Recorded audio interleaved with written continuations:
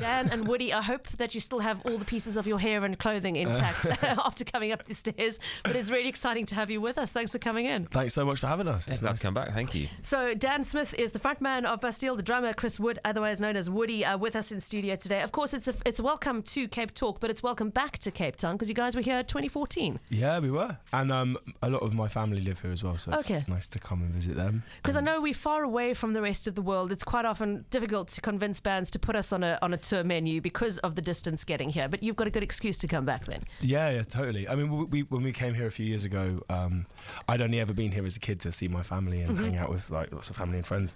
And so it was quite strange coming, as part of a band and playing. We played a couple of shows at Kirstenbosch Gardens, and it was really fun, but a little bit overwhelming. Just a slightly different way to visit. Yeah. I also think Dan's mum's got to get like a guest list of about 400 at the minute. So yeah, popular lady. Few tickets left to sell, and the rest are all for family and friends. Right. Yeah. Now you're here touring the second studio album, Wild World. Woody, talk to us about making that album. What are the highlights that stand out for you in the process? Wow. So yeah, we've been living with it for about a year or so now. I think it's a progression from the first album. We're incredibly proud of it. There's obviously sonically a lot of changes in it in terms of we've started using guitars and slightly darker sounds, and just a kind of out and out sort of pop elements to it as well. But I think lyrically, I'm kind of speaking on Dan's behalf here, but whereas the first album was more about growing up, the second one is more about kind of looking at and dealing with the world around you at present, which is turning into quite a wild world, pardon the pun. I think the difference as well, like making it, was with our first record, I think, and it's such a cliche to say it, but you have your whole life to make your first record and then like not that to make your second. And it was interesting for us. The first album was quite a bit of a bedroom album. We made it with our friend Mark, and then when it came to making the second one, obviously the parameters were slightly different. But it was our job then. For the first album, we were doing it in between our day jobs. But and we did it in evenings, and on my laptop in my bedroom. It was kind of a really very humble beginnings, and we didn't want to change that with the second record. A lot of people kind of asked us why we didn't go and work with a big producer, and it's like, well, Mark, who produces our stuff, is a massive part of our band. And I guess the big change was that rather than doing it on a laptop in my bedroom in London, it was like on the tour bus and in like hotel rooms. And we were so lucky with the first record to get to travel, to get to come to South Africa, to get to go to South America and all parts of Asia and America. And I guess it just meant that the setting for the laptop and little mic moved around. Was a little bit more portable than the first time around. It's quite weird staying in a hotel with Dan as well, because you always know which room he's in at all times. So you just hear this wailing coming from some corner of the hotel. Work it into the sound. It's so embarrassing. Like you forget when there's four walls around you, and you're just trying to like record some vocals that obviously they're not soundproof. Shut up! Exactly. Oh come on! The people in the room next door got twice as much for their money as they figured on when they booked that room. I don't know. We're hoping for some sleep. Yeah, right.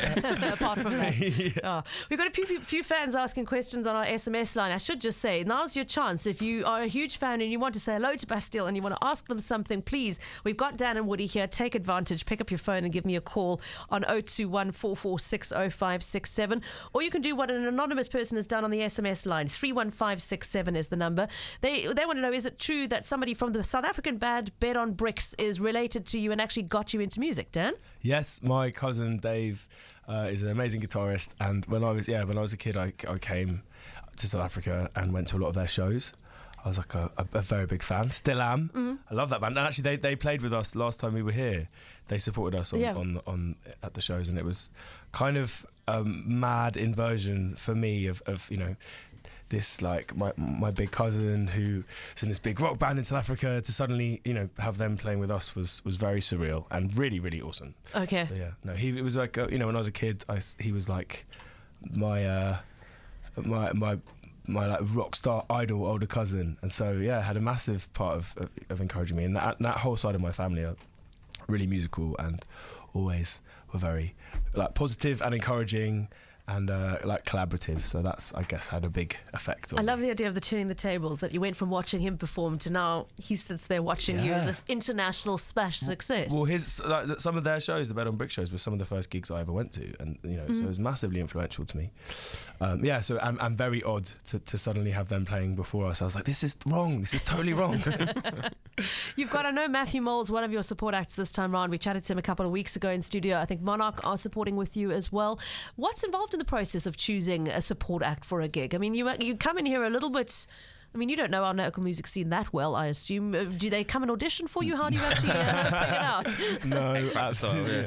I think you just, we just want to put together, like with the show tomorrow and the rest of the South African shows, just want to put together a show that people will be excited by and that people want to, I guess we've had a kind of history of bringing in acts and bands that people maybe would expect, maybe wouldn't expect.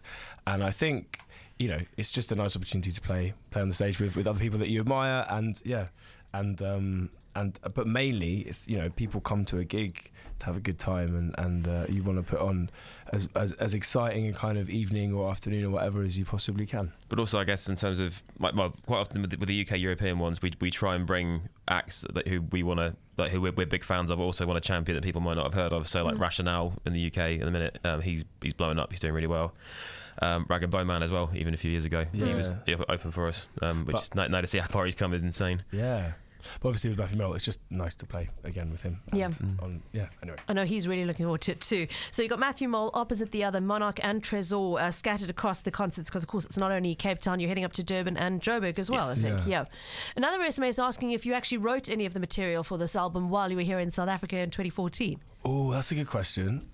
Potentially. The first song that we did for the album was called Blame, and that was that came really, really early on. Yeah. And I think that may have been part of the process. Sometimes our process is quite sort of gradual. Like sometimes an idea will form, and then we'll travel a little bit and work on it, and some of the songs come together in like a day, and other ones take a long time. I remember there's a song called Lesser of Two Evils on the record that was there was a backstage room in Germany, and we literally did it in about half an hour. Wow. I mean, it sounds like it's just guitar and vocals, but but there are others, like a song like Blame that came, almost on the heels of the first album being released, and I think at that time, and then just grew and developed over a period of time, I guess. I think, was Leonard Cohen, who spent 10 years working on Hallelujah before he was finally happy with it? I mean, it's obviously an incredible song, but it's got enough verses. Yeah, right. Yeah, there is that. I can imagine. Yeah. Now, speaking of the songs on the new album, fans coming to the concert, will they hear a mix of the old and the new, we assume?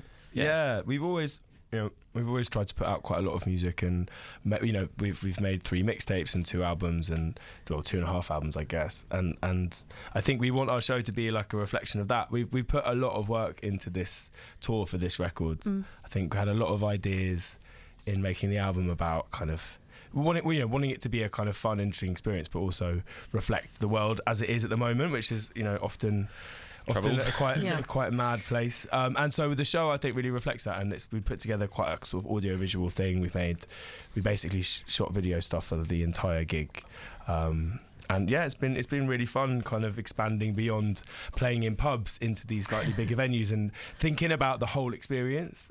So yeah, it's a big mix of I think people will hear, if they like our music, they'll hear what they want to hear. Yeah. it's like there's a lot of our first record, a lot of our second, and bits and bobs from the mixtapes as well. Okay. Hopefully it's fun. We've got one of those fans on the line right now who wants to say hello. I think Julian Constantia, I think she's got a question about the song lyrics. Julie, welcome to the show. Hi. Thanks for having me. Hello. Hi. Hi, I'm a huge fan of you guys. Oh, thank you. Thanks so much.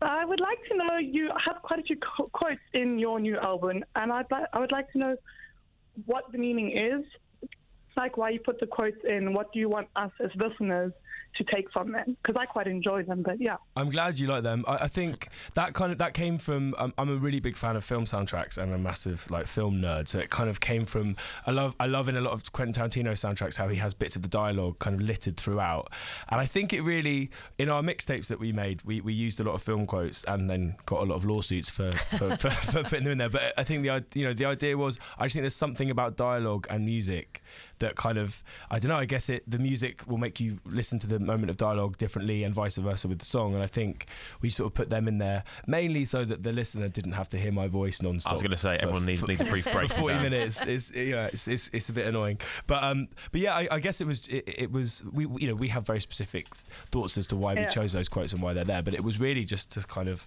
to throw the songs into a different light, create a bit more of a cinematic atmosphere and stuff. Okay, I had my little nerd moment here. I'm going to show my age by saying that the original by Green Day was like one of my ultimate favorite songs. So very excited to hear about the cover. What made you choose that song? Well, so we've done quite a lot of covers, and I think the point of our cover versions have always been to take a song that people wouldn't expect us to sing and throw it into a very new light. We were asked to do this cover for a TV show called The Tick.